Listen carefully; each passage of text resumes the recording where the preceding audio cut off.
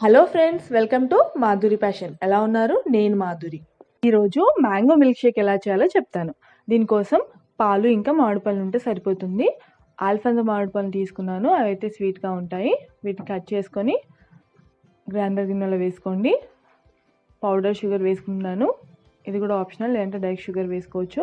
ఇలాచీ powder flavour కోసం వేసుకున్నాను. ఇది ఒకసారి గ్రైండ్ చేసుకున్నాక పాలు పోసుకోండి. చల్లటి పాలు అయితే బాగుంటుంది.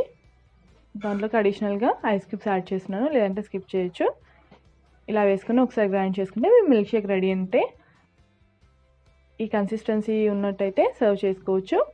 దీనిలోకి నేను డెకరేషన్ కోసమని మ్యాంగో ఫ్లవర్ కట్ చేసి వేసాను. తర్వాత ట్యూటీ ఫ్రూటీ, పిస్తా, డ్రై ఫ్రూట్స్ వేసుకున్నాను. దీని క్వాంటిటీ ఎంతైనా వేసుకోవచ్చు. ఎంత సింపుల్గా రెడీ అయిపోయిందో చూసారు కదా. మీరు కూడా ఇంట్లో ట్రై చేసి ఎలా వచ్చిందో చెప్పడం మర్చిపోకండి. చాలా సింపుల్ డ్రింక్ అండి, అందరికీ నచ్చుతుంది. సబ్స్క్రైబ్ చేయడం మర్చిపోకండి. బాయ్.